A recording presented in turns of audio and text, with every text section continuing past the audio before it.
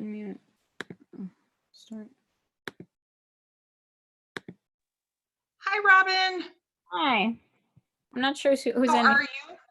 I'm good. How are you? We are doing fantastic. This is actually a really amazing event. I just want to say I'm actually really enjoying it.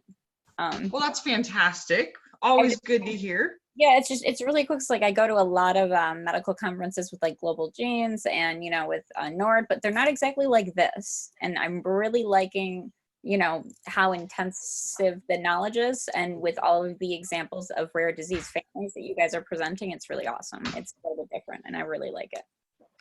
We've done a lot of the NORDs and the globals, Yeah. and they do absolutely fantastic work. But yeah, exactly. In different kind of on purpose. The difference. Yeah, I'm enjoying that. You know, it's like, oh yay, finally something that's a little bit different. Just because I've been doing all of them continually, so like I've been like, okay, I need something else to do. You know what I mean? So this is a little bit different. So that's why I'm like really enjoying it. And I am bored in graduate school also. So I'm like, well, I don't know. At least I can do this, and then I'm actually learning something. I'm like in this program that I'm in where I don't really feel like I'm learning anything, and I don't feel like I belong in the program. And yeah, so like I'm trying to get into another school right now, and like it's all a disaster. So I got into graduate school in this MPA program, but I decided that I can't do it because I did like 2 classes beforehand last semester with my last semester of undergraduate school, and it was just so dry that I was like, I could not survive this because I'd be too bored. Because I picked it because it was safe. You know what I mean? I was like, well, I don't know. I don't think I'm going to fail out of, you know, an MPA program, Masters of Public Administration. I mean, so, because I did biochemical pharmacology of rare disease. So that's why I was like, you know, but I might fail because it's so boring. I don't know. So that's why I'm like, yay, a conference thingy. Knowledge. I don't know. It's just so boring. Like I hug my beakers and stuff. I'm like, science, I'll like go ranting to like the science and mathematics complex. I'll like, science and mathematics complex, I miss you. I'm like knocking on like graduate students, like labs. I'm like, what are you guys doing in there? I'm really bored. Like, I don't know. It's just that boring. Yeah. So this is nice also just to have like, really I should be doing school stuff right now, but I have nothing to do because that's how, you know, easy the program is, I guess. I don't know. I didn't realize that graduate school could be so easy. But like, I don't think I should be going to it because it's easy. I should be going to something that I enjoy and that I would, you know, because my passion is what makes me do things. And I'm not passionate about this. That's why I'm like, I don't think this is going to get me anywhere because I have no passion for, you know, what they're teaching me, I guess. Yeah. I don't know. I'm not sure what it is. I don't know. I miss the hardcore science stuff really, I guess, too. I need the science. So this is nice. I'm just glad to hear some science. I'm like, yay, science. Ooh, nice diagrams. You know what I mean? I don't know.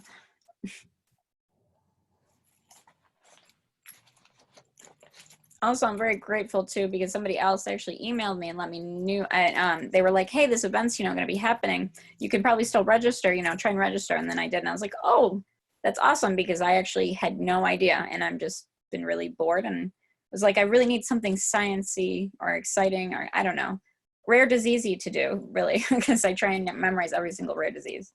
So like, I don't know. I know it's a lot, but if I just say that I'm going to memorize as many as I possibly can, then I don't know, maybe that'll be a lot. You know, like I ran the half marathon and I was like, yeah, I'll probably get nowhere or I'll get the whole way. So we'll just see is kind of how I'm doing that one. 7,000 plus is a lot.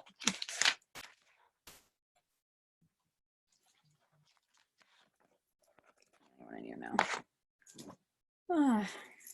Everyone else is probably like eating lunch. I don't know. Food doesn't like my stomach or my stomach doesn't like food. They added another one. Oh, okay.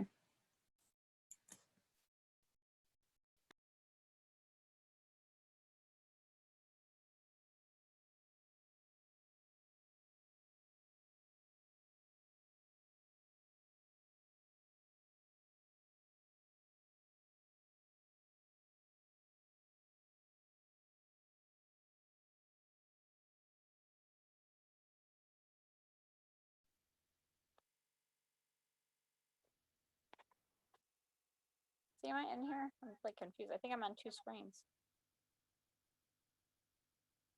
Jessica, can you hear? So I think I'm like the only one in here that's not muted. Yeah. I can hear you. Oh, hi. Sorry, I was like, maybe everyone else having lunch. I don't know. But yeah, I don't have too much to do except for try and develop a program.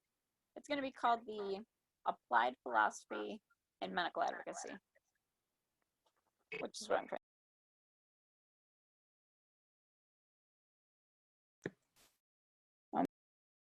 I don't unmute me. Yeah, there we go. So I don't know. So it sounds kind of. It's called the Applied Philosophy in Medical Advocacy.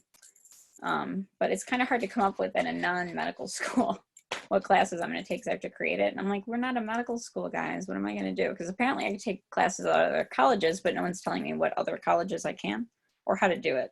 And like once ad drop week is over, then I'm like, oh no, I'm going to be stuck in this other program. So I don't know. At least this is something else to do till then.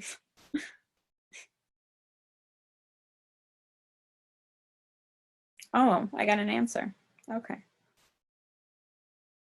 Please do not pay the application fee. Yes. They'll make the necessary adjustments for my new application. Oh, look at that. Apparently I'm just going to get into the other graduate school without even trying. Well, I don't know. They made this too easy. I'm like, is graduate school supposed to be hard to get into? I'm like, I think I should apply somewhere else. I don't know. Since Berkeley, UPenn, and Johns Hopkins are all looking to get me now. I don't know. They'll keep calling. I'm like, why are you guys Well, calling? at least you have options. See.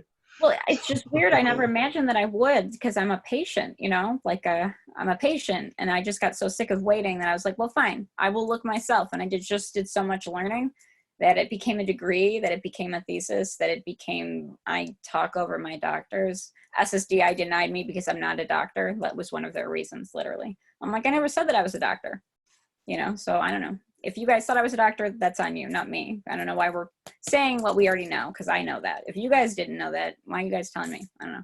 I'm not a doctor. I just talk like a doctor and could pass as a doctor. And my doctors think that I'm a doctor, or they beg me to go to medical school.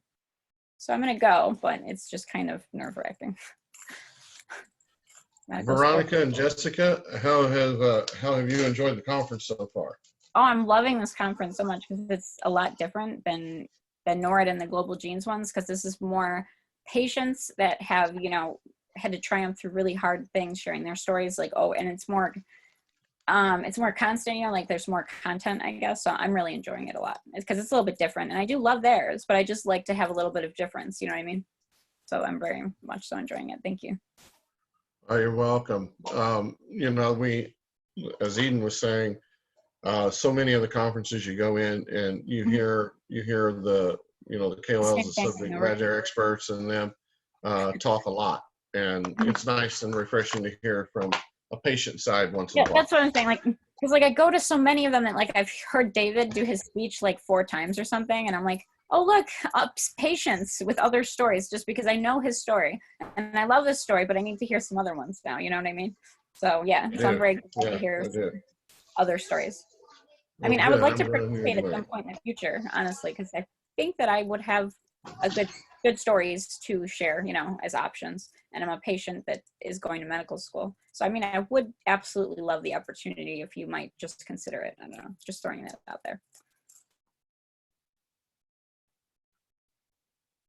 Well, please come back if you have time. You know, in the next couple of days, we're still doing, and we have Wednesday and Thursday still to go. Yep. I have a doctor's appointment on Wednesday, so I have to miss like a little part of it because I broke my arm. But I might just be on my phone. I don't know. We'll see what I'm gonna like try and bring something with me because I don't want to miss any of it, to be honest. And it's just a little break. So, and I don't know. I got this. It's just I feel like a little dull. It's like because I have EDS, Ehlers-Danlos syndrome. It's like, so I was like, it's not broken. It can't be broken. That's what I just kept on saying to myself. So I just called my doctor's office and I was like, just order these labs. I'll just get these X-rays done just in case, even though it's not gonna be broken. There's no way it's gonna be broken. They call me back. And it was like a week later that I had waited to get it done. They're like, it's broken. And I'm like, what? It's broken. I'm like, I have EDS. How did I break something? I don't know. I think that's interesting. But I didn't get medical care because I didn't think it was possible they would be broken. Just from my, you know, connective tissue disease.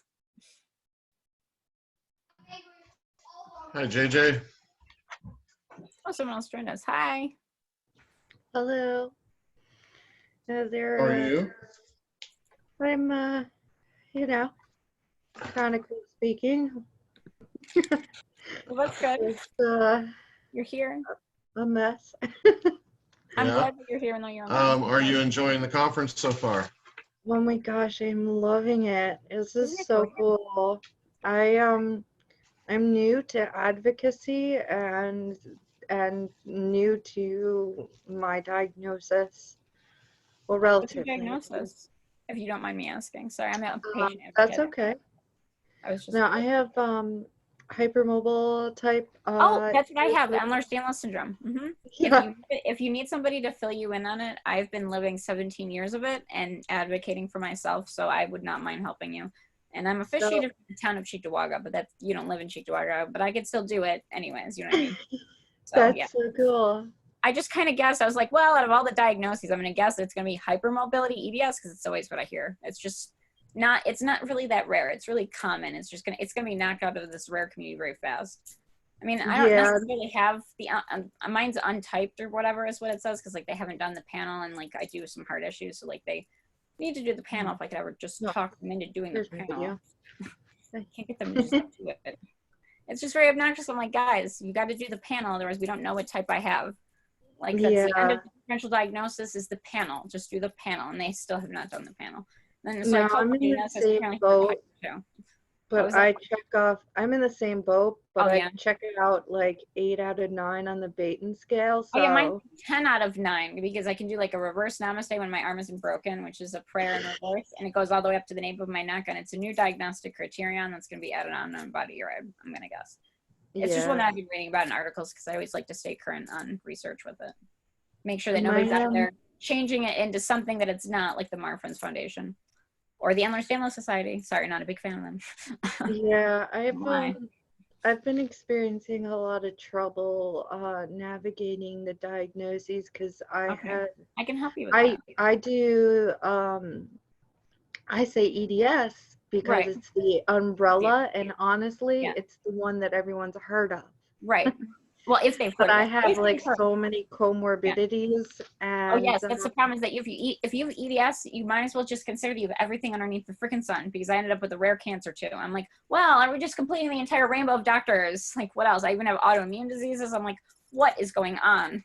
You know, like I yeah, thought that the end they of the can't Odyssey was me figuring out the EDS. figure it out. It's just There's a couple things that they just don't know, oh but yeah, with because me, I'm also I'm undiagnosed with a few things. They have no idea like why I can't absorb vitamin D. So I actually ended up writing my own research proposal that's fully publishable, I guess, is what people are telling me that have read it about a new genetic syndrome that I found in myself, literally.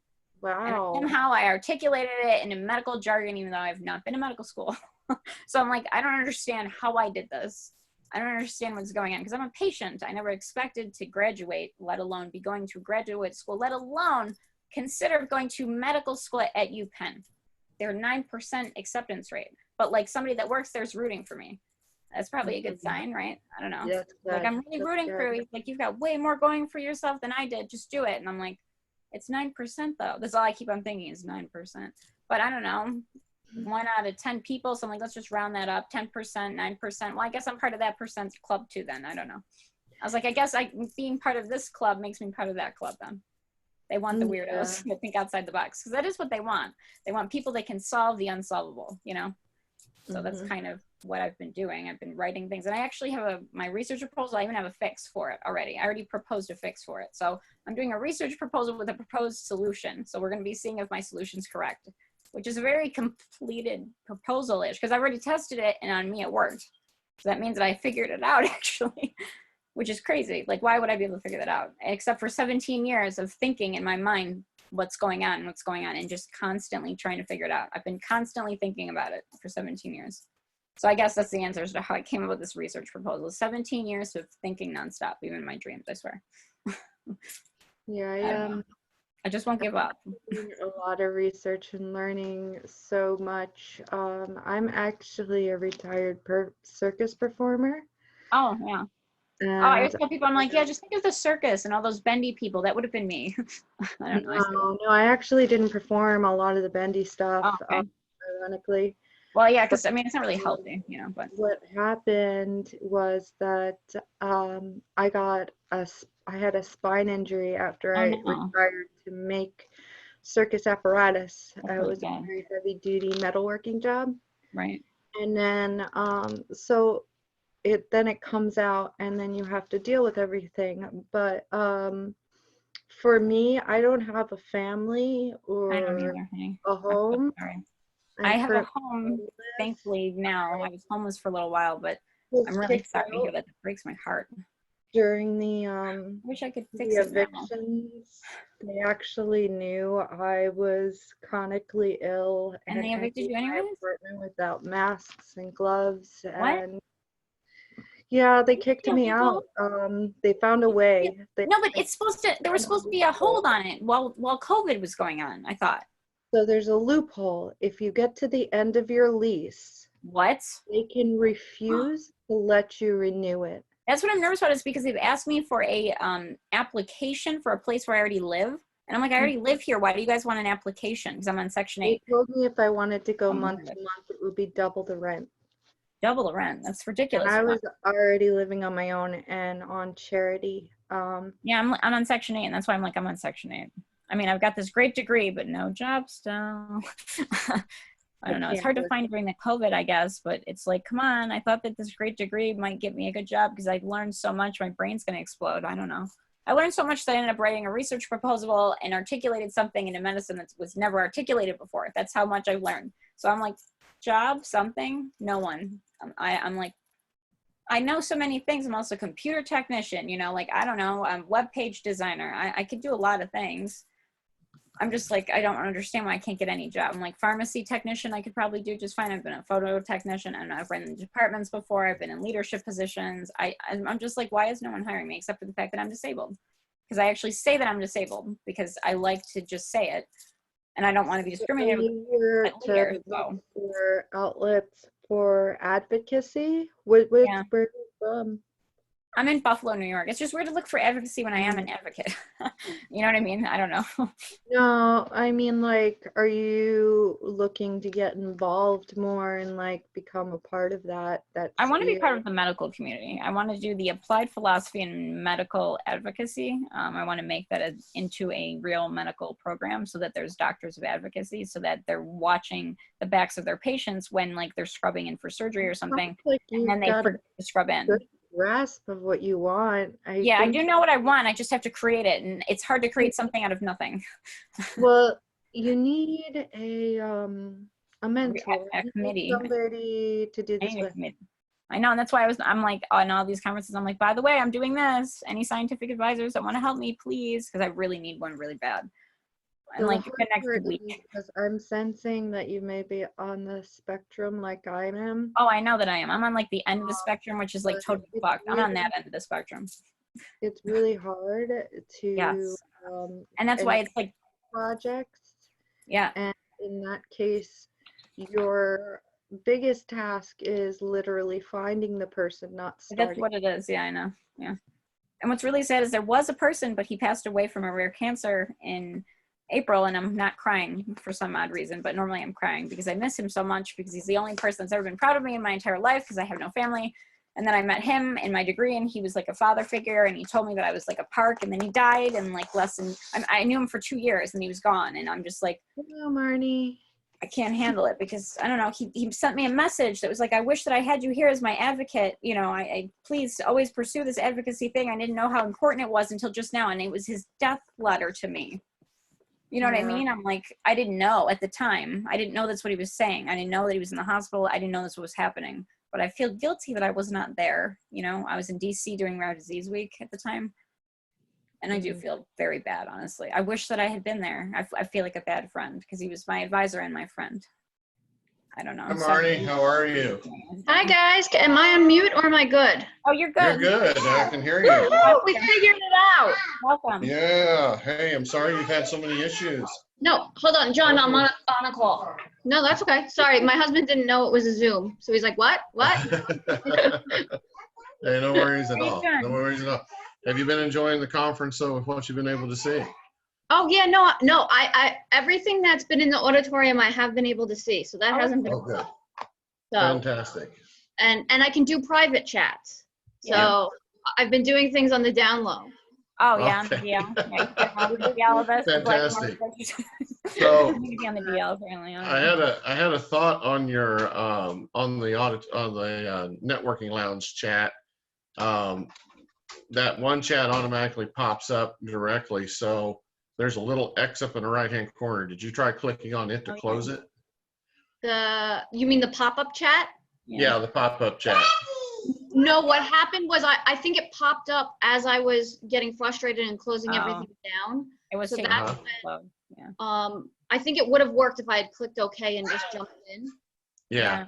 I Yeah, got those other frustrated chats, with it. those other chats will not open if that one is open. So, Oh. because it's automatically made to pop up. So, Mhm. I wonder if that would have helped, maybe. The other chat, the earlier chat, the spouses, adults, and that I didn't have a pop-up open when I was trying to open that one. I missed the Okay. morning ones. I know that. That was, yeah, those are a little different. They should have been clickable, and you could click on them to get them open. Is this going to be available after? Just because I missed the morning ones, because I didn't know that it was actually at 7 a.m. Because I don't know. I was thinking that would be maybe a little later, so I kind of messed that up. Yeah, the recordings will be available a little bit later on tonight. Okay. We're already uploading some recordings now. Oh, okay. So Cool. some of the recordings will be available. Thank you. Everything from today will be available by tomorrow. Awesome. And so you'll access them through the auditorium right now. Mhm. And they'll be at the bottom. So the agenda for tomorrow will be at the top. And then below that will be the recordings from today. Awesome. The one cool thing about this virtual thing is that we have recordings and stuff now that we can look back at, instead of looking at my phone, looking through all the pictures, I have other things that I can look back at instead. I don't know. That's one benefit of the remote virtual thing. I don't know. Maybe when we go back to in person, we should kind of incorporate some of the technology that we've been using, I think. I don't want to lose it all because some of it's very good, I believe. I've had a good experience so far with virtual conferencing. I think that this is amazing. I never could have. Right. It's so much easier because So yeah, we thank don't you have to go so anywhere.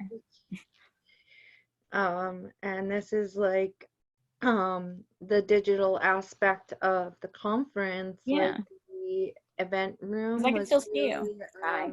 surprising to me because I kind of just expected a whole bunch of Zoom rooms, Right. and Yeah. It's it's cool, much isn't it? more than that. I've been reading all the articles pretty The much interface is very all beautiful. day long, and like they're really really helpful. In some, I have to pick and choose. I don't That's have life. a kid. I don't have a family. And I don't either. Well, I you can be don't part of my have family. You wanna be part of my non-family family? We're I call all it my part of herd the family. It's a big rare disease family. Well, that's what I'm which saying. that's And what I also you love have about EDS, so you're part of the EDS family as well. So hi, family. It's a good community. It is. It's better, honestly. After I left my family when I was 28, and then I got introduced to this community, I was like, I finally found my family. I finally found my tribe, because my family was definitely not it. These people understand. Everyone here can understand me, at least to the degree where they're not going to like yell at me, insult me, or like yell, bad stuff. It's just all good. So like, I'm just glad that I finally found, I don't know, atypical people, I guess. Because I was like, where can I find the weirdos? I don't know. Sorry to call us weirdos, but we're just unique. We're different than other people, which is cool, I think, personally. But I was like, I don't think I'm ever going to find them. And then magically I did. Just at the right time, too, because I just gotten diagnosed with cancer, a rare cancer. So I was like, well, thank goodness that I know of all this rare community stuff now. I don't know. It's very helpful. So with you all that are gathered here, you bring up a good point that with the research that we've been doing, we don't think that online conferences are going to go back and just completely go away. We think there's going to be good. companion conferences and stuff like that. Yeah. But, what do you guys want to see out of an online experience? I would like to see I think some of it a collaboration happening after. I would like to actually have follow-up collaboration. That's what I would love. It hasn't happened yet, but that's my dream. Yeah. Well, Jeff, it's interesting because I just presented about problems with virtual conferencing too. and that we can't overlook the fact that it's not.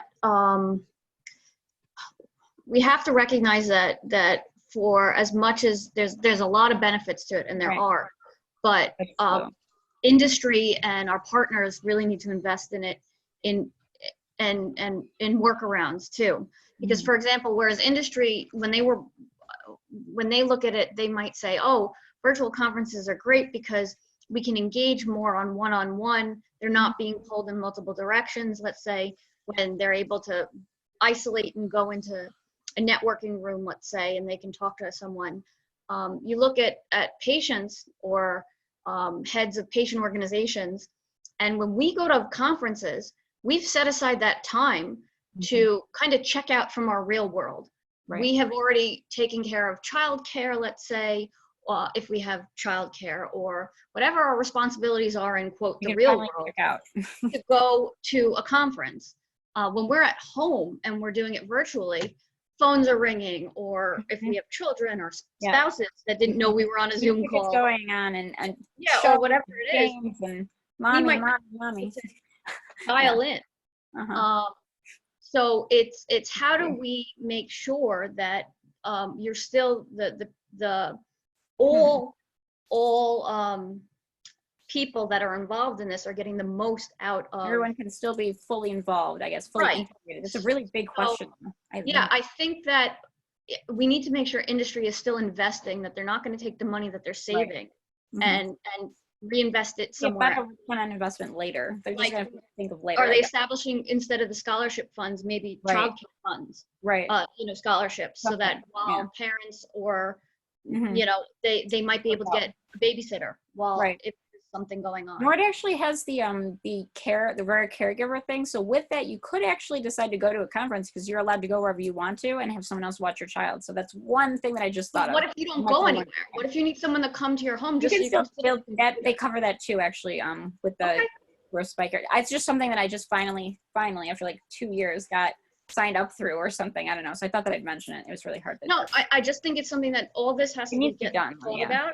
And I mean, it just can't be an automatic, oh, we're saving money, let's cut it from the budget. Right, because the other people might not be able to, it's still, I understand what it means. Like my son, he's in the other room and like, I feel bad because he's just in the other room while I'm doing this, but I don't want to miss out on this because this is kind of once in a lifetime stuff. You know what I mean? You can't make up this. It doesn't get done again. It's either you're here or you're not. I don't know. So I don't want to miss it.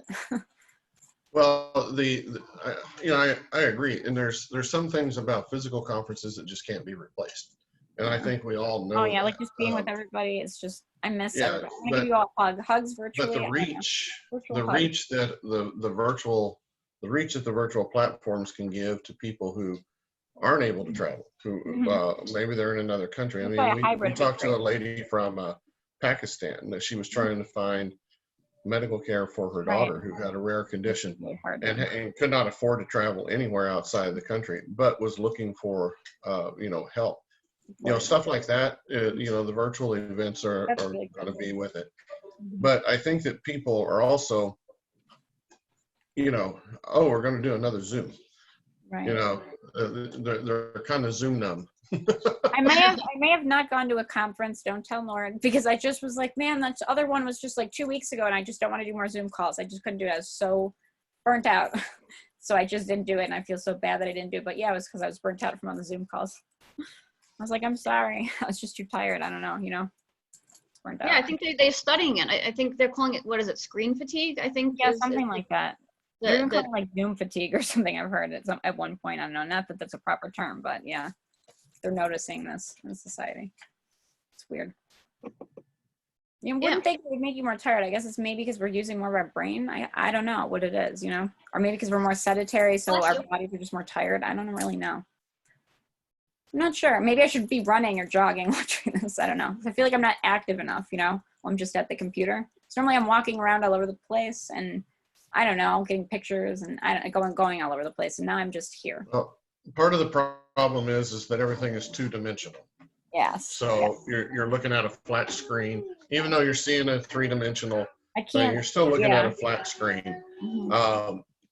But we're not quite there where we can do like the virtual reality conferences. Oh, where I I can didn't even think of that. I That'll can be put cool. on a You could do that. headset Artificial and go intelligence. out. You could probably already do that now. I don't know. That's really cool. I didn't even think of that idea. That's a really good idea. I guess it's your idea, man. I should have thought of that.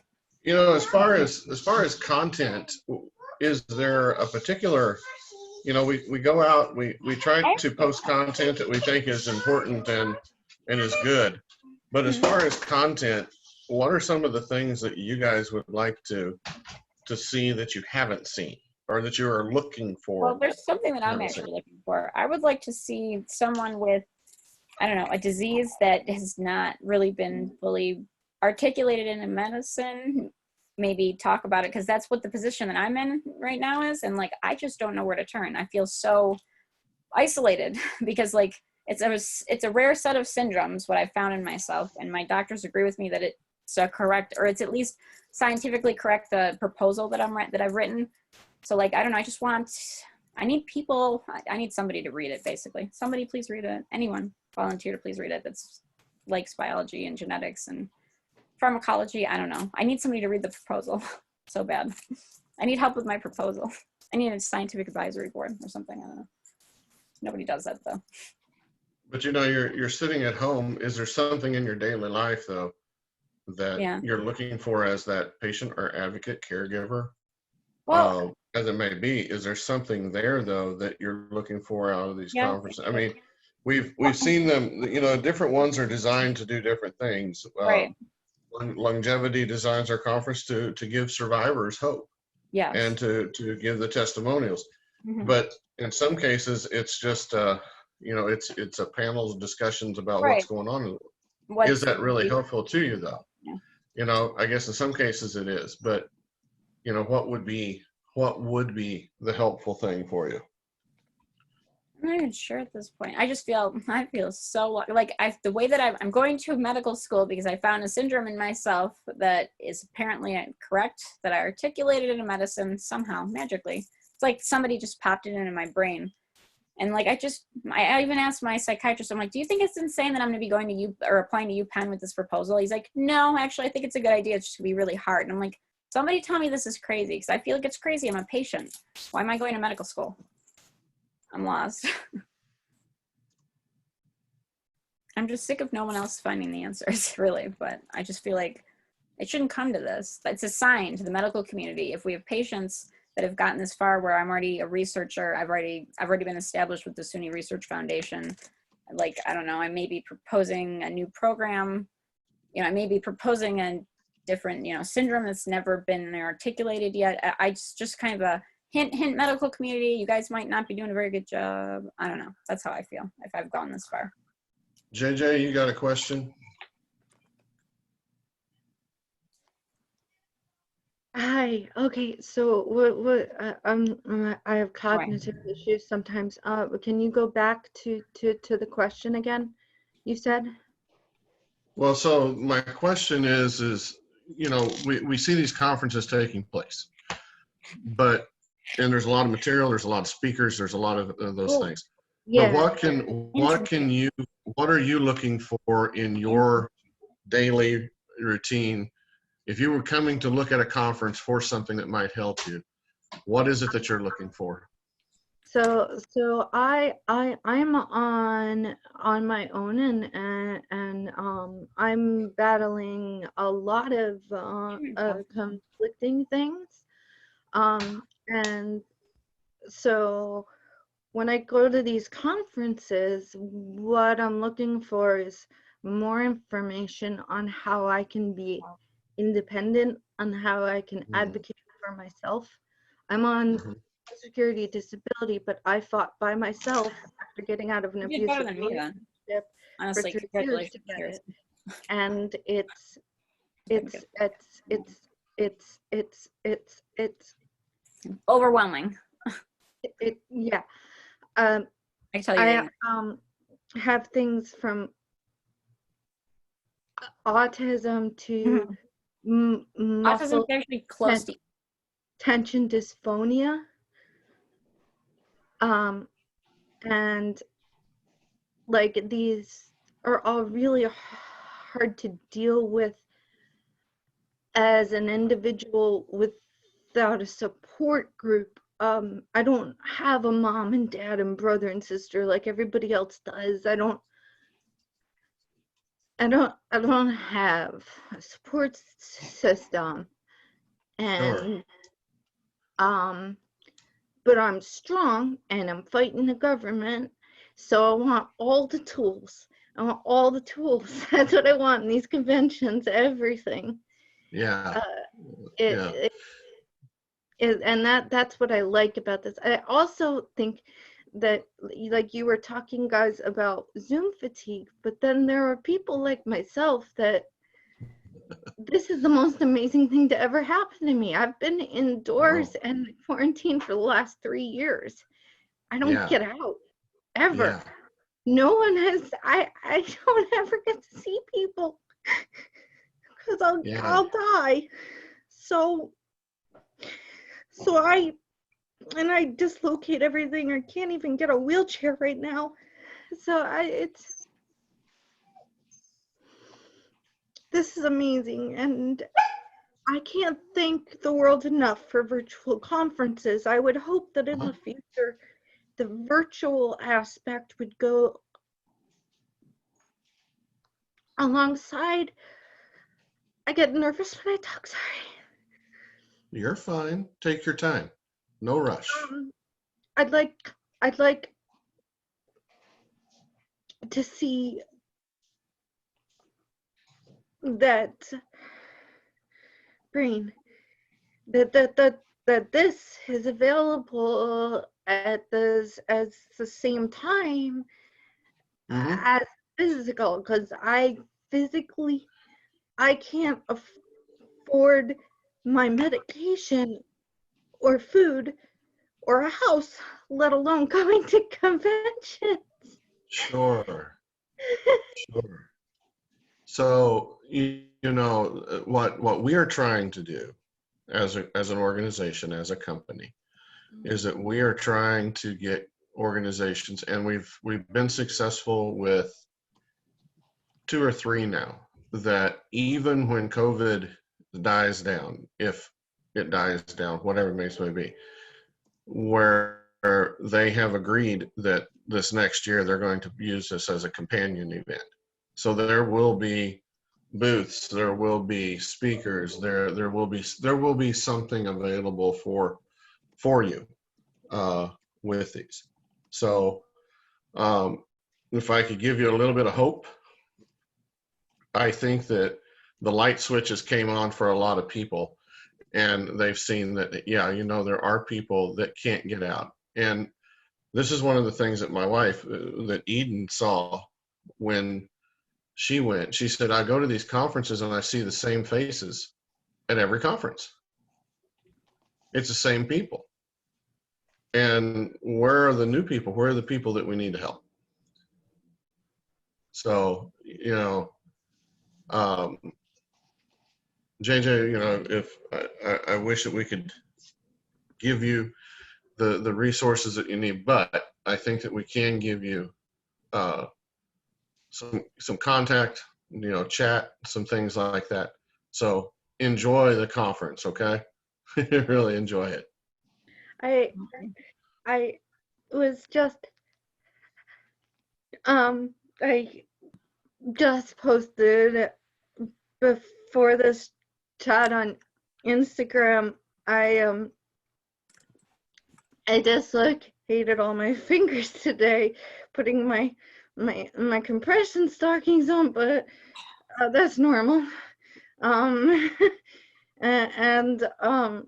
I was doing the rare fair, and I just posted that I've never been in so much pain and so happy at the same time, and excited, because there are resources and there are doors that you just opened. Like, there's so many doors and windows that I didn't even know existed until today.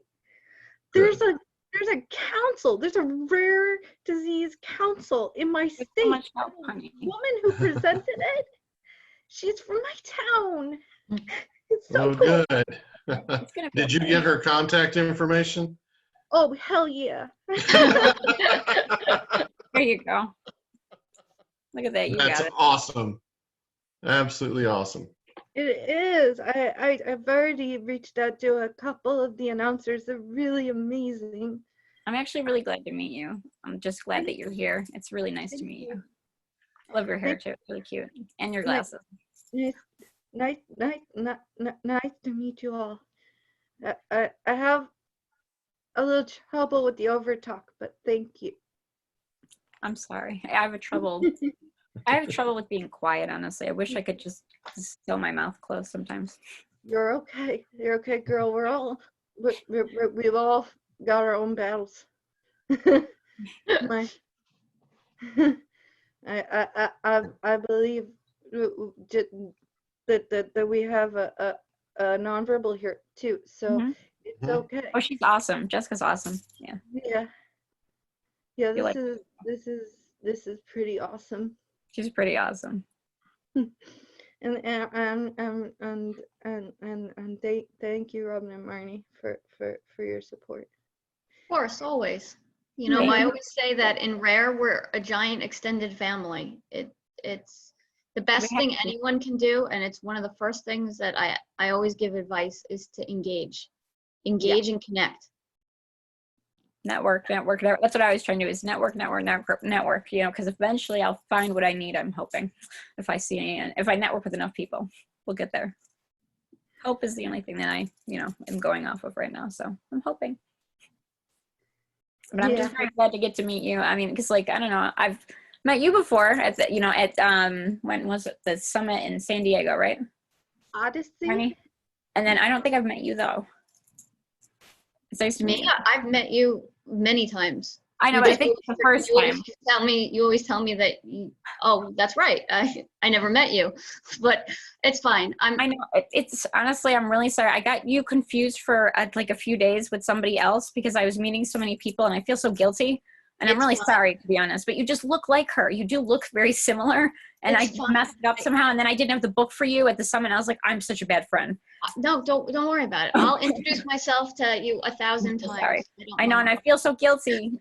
My brain, it just needs to expand a little bit more. But now I have it, Marnie. I'm Marnie. I remember now with the face and all. I don't know. Now I finally, when I saw you, I was like, oh, now I finally remember her and her face, her name. I can't believe it took me this long, and I'm so sorry. Honestly. There's very few things in this world that actually offend me. I know, but it's just, you aren't somebody that I would forget. You know what I mean? It's just I couldn't remember your name. And I'm bad with placing names with faces sometimes, but I did. Very cool. There's so much on your plate. Don't let this actually bother you. I always feel, I'm always forever feeling guilty for everything. All the sins of the world are always on my shoulders, I swear. I'm just always so anxious, I guess. Yeah. Sorry. Oh. We all know anxiety, though. No matter what we have, I'm sure that we all have had anxiety. Yeah. Yeah.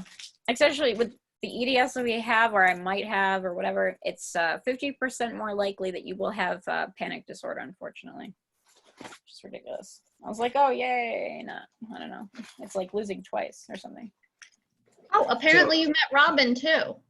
Robin's got a picture with you in it. See, you've met people before. I'm terrible. I'm a terrible friend. I just said that. I'm a terrible friend because I meet so many people that I forget. It's like, you look familiar. And I was like, I feel like I've met you, but I was like, I guess not. I don't know. I'm trying. So I have a question for you. You know, we talk about the online tools and stuff. How do you guys feel about using like Facebook and some of those accounts? Are they too public? Are they good? Mine's public on purpose, so that's fine. Mine's fully public. I don't know. I actually just did a 2-month hiatus off of social media because I like to be informed because my brain doesn't always cooperate. So generally, if I'm saying something, I've researched it. Oh, I know what you mean on that, yeah. I was attacked by the chronic illness community here for wanting to fight, and then I went political, and they told me I was perpetuating rape culture by supporting Biden. So I thought that was so unrelated and so stupid, and it's not even the subject we should be Okay. on. So I just left. I Yes. left completely. And now I've realized that what I use and what I need in social media is the encouragement and the camaraderie. And I don't find that on Facebook. And know I what you don't mean. find that on Twitter. On Twitter, I use purely as a political base for getting information on what's going on in the government because we're stupid like that. Yeah. And I just started, like, literally today, back on Instagram, because there are people that I meet. I do a virtual meetup group with our Odyssey, and they work with the gene group, Global genes. Global Genes. Yeah, and it they participate on Instagram, and I find that Instagram has been, in moderation, a good thing for me. But Facebook has been a downright toxic and honestly dangerous thing. I mean, I even feel so the bad to groups hear this. are volatile. Even can't the believe even the people rare have disease groups, they get so caught up in drama, rare and disease groups it too. becomes less about the question and more about the interaction, and that's Attention. stupid. Because like I recently got attacked by a chronic illness advocacy and awareness group is what they're called, and they like illegally sent out this ridiculous email that embarrassed me to, you know, the American Society of Human Genetics and Genomics, which I was going to apply to a job for. So I guess I'm not going to anymore because they emailed everybody illegally, just like without a lawyer and everything, saying that I misrepresented something, which I didn't actually, and they have no proof. And now I don't know what to do because they've embarrassed me, everybody. But I didn't know that people in the rare disease world were also being toxic, and that's disturbing because I thought Well, maybe I think everybody, any industry, anywhere, it's the you first can time it find happened. toxic people anywhere. Anyone, yeah. Anyone. But I happen to agree with you, JJ. My only difference, I agree with you 1,000% on the Facebook side of things. Yeah, I do too with that statement. Yeah, I find Twitter to be a much better platform than I guess you do. I do use it politically, but I happen to do all my advocacy, my rare disease advocacy, 100% through Twitter. It's where I was first embraced. I was first embraced on Twitter, when I was first diagnosed and I didn't know what to do or where to go. It was Twitter, not Facebook, that I turned to, and the rare disease community was so welcoming. But I didn't get ensconced in like the political minefield of anything. It was more of, I'm lost, I don't know what to do, and the rare disease community kind of came together and helped me, and so everybody's always been very supportive for me on Twitter. I never got embroiled in anything. On Twitter, that's where I got harassed. It's so weird. Yeah, no, I never. So group. Twitter for me is my mainstay of advocacy. Just stay away from this one group, please. Just stay away from the chronic illness advocacy and awareness group because apparently I'm their 10th victim. So just stay away from them, please, for your own safety. I'm just being serious. I haven't had any.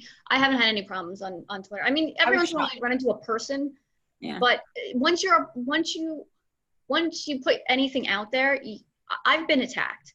I've been attacked in pain. You know, my disease is pain. Yeah, so the pain community that was attacking me. And I was like, why are you guys attacking me? I'm not a bad person. I just volunteer with PQRI. Why are you guys mad that I'm a volunteer with them? I'm not responsible for their actions. I'm just a volunteer. And they're like, no, anytime something you do is different than something that somebody else does, that they feel strongly about, you know, but you take your lumps and you either respond or you don't respond. And I just wish it could be like, hey, we don't agree on the same thing. Okay. And then like not harass each other and move on with life because that's part of life, right? It's not how it goes. I know. I wish that it did because they harassed me for over 72 hours straight. Like they didn't even sleep. They sent me so many It's- tweets. I don't even know. I'm like, why are you doing this? It's about it's about Robin. It's about like social media, just in general, social media. And so I agree with you, JJ, I'm a just shocked. 1000%. I didn't If even I know. could dump Facebook, but I feel like if I dumped Facebook, I would never know when somebody's having a barbecue because that's where I Right. get my invites Barbecue. from, you know. But so for a really long time, I never even put any advocacy, anything. I kept Facebook for smart. friends, Should've done and advocacy was on Twitter. I But then must one person found me on Facebook, and then you can't say no to the friend request. Yep. And And then it all just starts. It's like a snowball effect. Then you're like, because I noticed that with mine before, it was a private one. And then all of a sudden I was like, oh my goodness, it's fully public now. My life is fully public. What did I do? I was like, what have I done? You know, now it's undoable. So I don't yeah, know. so I was a public figure, and I had a lot of followers. I had thousands and thousands and Yeah, I thousands of remember. followers from the circus. And when I got hurt, I had to take all of that and crunch it down to like, I think I got to like 1,000 before I gave up, because it was like it I didn't want to share Mhm. my personal experiences Right. like that intimately with the world, and that's Right. what it felt like Facebook was for. Yeah. Mhm. So now I agree with you. I've said that I will not be using Facebook anymore, because Probably so. I will it will only exist for when event invites are a thing again, and that's it. And as far as Twitter goes, I'm just not familiar with it as much. And I was never really into politics or anything before. I wasn't Okay, until so I'm just re-entering the world. I didn't have a Welcome bank to the account world. before 3 years ago. I kept my money in books. I was a gypsy. So it's like Where do you live? it's hard to want to be involved. but like I realized that without being able to get out and actually find these people, then I'm in Durham, North Carolina. That you got to find another way. It's just sad that Facebook has kind of become so insular and Twitter. and insecure. I kind of want to just drop off of the face of social media earth, but I can't because like everyone will be like, where did she go? Honestly, I don't know. I don't think Well, yeah, I just tell people I'm going. If you want to get in touch with me, that, but I don't get on know. my phone. And you know what? I found out that there are a lot of people that are not such great people for my life. There's And a lot of guess people that are like didn't following me call because me. they're like they're depending on me to cure them. They're like, you're my hero. You're gonna save us all. I'm like, please don't put those words into my brain because it's a lot of pressure. I can't do that. You know what I mean? When they call me their hero, I'm like, I can't save everyone. I don't even know if I could save myself. It's like such a big word. I'm like, that word hero, I'm just like, I have not saved anyone. Well, I did save somebody once, but that was just a coincidence. It wasn't like I cured her disease. You know what I mean? That's different. I never liked the warrior track. Yeah. I'm not battling anything other than the system. Yeah. Everything else, this is me. I have genetic conditions. I've been like this my whole life. I've actually I found think it I was really born this fun way. to go back through all my old pictures as a kid and be like, how the fuck did they not notice this? Sorry. Well, honestly, I feel the same way. It's okay. It's fine because you know I'm like, how on earth did they not notice? I'm like, there were so many signs, but they didn't care. I don't know. Like autism, like it's so Very comorbid with obvious EDS3. in like all of my childhood, but like it just never that in girls it's so different. It's So different than everybody. I mean, like my son a is lot that isn't understood. on the border. My son actually was nonverbal when I tried to get him to speak. He wasn't speaking, so we started with sign language. And then personally, I've always felt like I'm high functioning autism, maybe, but like, who really cares? I don't know. There's not really a point in going to find out. But I do know that the two genes are located very close to each other, so they do overlap a lot. I know. I was just reading this one blog from a psychologist that was talking about it all the time, and I was reading it for like a year, and there's lots of interesting stuff about how close they're related.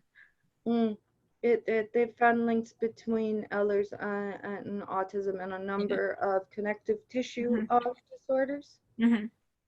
So it's like Loeys Dietz. Yeah, Loeys-Dietz syndrome. I'm sure more fans too, but yeah, probably. I've got a pin from them. They gave me a pretty pin from Advocating on the Hill. I'm like, ooh, I got a pretty pin? How fancy for me. I don't know. That's awesome. I was like, ooh, fun pins. I like my pins. I wish I could get one from Global Jeans. I want a pin because I'm like, I can't advertise you guys. I don't have one. I'm like, the ribbon falls off. I don't know. I might just have to make a pin. I might just buy a pin that just looks like. How can we get a like promotional material? Well, like that's like the way I wear these pins because like this is from Nord. You know what I mean? Like convention. It's the one thing that we're missing. Participants, so that we can be your voice too out in the world and spread that this is happening. Marketing stuff would be good. Pin or something. I don't know. A hat, a shirt, whatever they like. But I don't know. A pin would be great personally, just because I wear them on my jacket and then I go to school like this. So then I'm advertising all day about rare diseases. I'm like, what do you guys think I'm interested in? What was that? Has tons of pins and stuff. I didn't get I don't know. I haven't gotten one yet. I was like, can I get a pin, please, Christian? And he's like, yes, I'm gonna try and get you a pin. And then he forgot. And I don't know. He'll get it to me eventually. I'm just like, it's just funny because I've got like 8 Nord pins, and I'm like, I've got to take some of these off. This is excessive. You know what I mean? Because I get like 1 or 2 from every single conference. And I'm like, way too many of these pins. I'm like giving them away. I don't know. But I do have this Rare Disease Day pen, which they tried to like beg me for, because apparently they stopped making it. I'm like, it's mine. I got it for my first conference ever that changed my entire life. So I'm sorry, I won't give this one up. But I did give up another one that was special. Like, I was like, you can have this one because it's not the first conference that I ever went to. Because I got to present the poster. I can't even believe that they invited me. It changed your life. Yeah. Oh, yes. It changed my entire life because, like, I didn't think that I would be able to get in because technically, according to their rules, it had to be somebody from a level 1 research university that was involved in, medicine. And I was involved in an individualized studies program where I was studying biochemical pharmacology of rare disease. So I said, could I please, just apply at least, and then you could take this research proposal and then decide if I'm good enough to come or whatever. And then they said, oh yeah, please apply. And then they said, yes, please come. And they said, you know what, we want you to do your poster. We want you to present it. And I was like, you guys want me to present my lame poster? It's all about research about myself, literally, like rare disease days that I did. So I authored all of the things that I referenced even. And it's like hanging with like all this pride at Buffalo State and like the hallway where no one's walking around right now, obviously. But I just can't believe that the one conference, like this poster, like they're apparently never going to take it down because nobody else has gone to a conference there, I guess. I don't know. It's weird. So I'm gonna have to take off because I want to be able to do the 6:30 one. Oh, that's true. 35. And yeah, if I can help you in any medical way, things. Just if I can help you in any way, please let me know, hon, because I know so much about resources because I've been through domestic violence. I've survived 28 years of it, and then I had to start all over again. So I do know how to do the whole starting all over again. And I have no idea what's going on with my body because I have EDS now. I could probably help you with that. So just I got everyone's info, and it was a pleasure to meet you all. And it was an absolute pleasure meeting you. I mean it. I truly, truly mean it. And hopefully we'll catch up the rest of the conference. Yeah, definitely. I'll be there. Yeah. All right. It's so exciting for you all. Thank you all for participating. Oh, thank you for having this. Just thank you for making this available for us, honestly. Thank you. You're very welcome. All right, we'll talk to you all soon. Okay. Take care. Bye, everybody.